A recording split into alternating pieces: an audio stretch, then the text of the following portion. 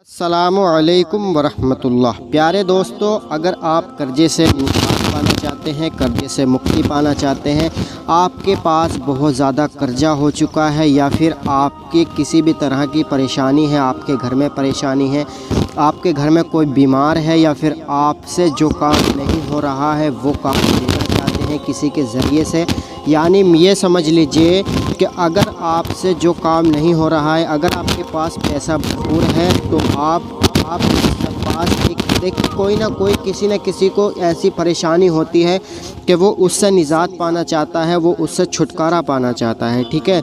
लेकिन छुटकारा पा नहीं सकता क्योंकि वो काम उसके ज़रिए से नहीं हो सकता, वो काम हम खुद नहीं कर सकते, वो काम किसी और के ज़रिए से कराना चाहते हैं, वो काम उसके ज़रिए से कराना चाहते हैं ताकि उसको कोई देखे ना। यानी परियां जो होती हैं उनको कोई देखता नहीं है, सिर्फ़ और सिर्फ आपको दिखाई देंगी अगर आप उसका अमल कर लेते हैं तो। देखिए, कहने का मकसद ये है कि आपको इस अमल के बारे में बताने वाला हूँ। ये अमल परी का बहुत आसान और बहुत ही मुजर्रब अमल रहेगा। तो इस अमल को करने के बाद परी आपके सामने सिर्फ़ और सिर्फ क्या करना है, आधा घंटे के अंदर अंदर आपके सामने परी हाजिर हो जाएगी। अब परी हाजिर किस तरह से होगी, लेकिन परी हाजिर जब होगी जब आप अमल अच्छे से देखेंगे और अमल जो है अच्छे से करेंगे, ठीक है। परी तभी हाजिर होगी। तो करना किस तरीके से और क्या क्या करना है, चलिए पूरा वीडियो बताएंगे। देखिए, अमल इस तरीके से करना है कि आपको अपने नाम से, यानी अपने नाम से ही परी को हाजिर करना है, ठीक है। आप जो है गोरे कागज़ पर कुछ ना कुछ आपसे देखिए हम लिखवाएंगे, उस तरीके से आपने करना है, ठीक है।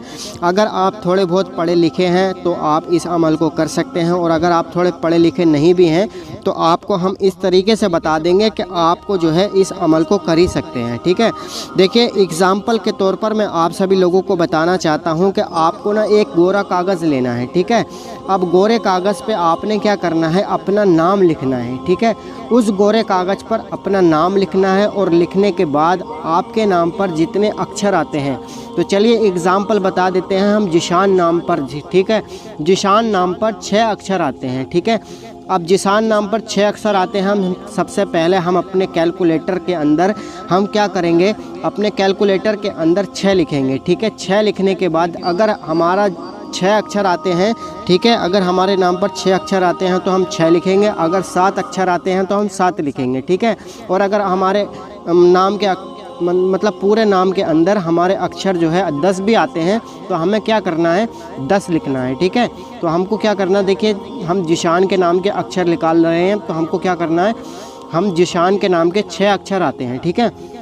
तो हमको क्या लिखना है, देखिए कैलकुलेटर के अंदर हमें 6 लिखना है, फिर 6 के बाद हमें गुणा का निशान लगाना है, इंटू लगाना है, ठीक है। गुणा का निशान लगाने के बाद उसके बाद हमें 3 से गुणा करनी है, ठीक है।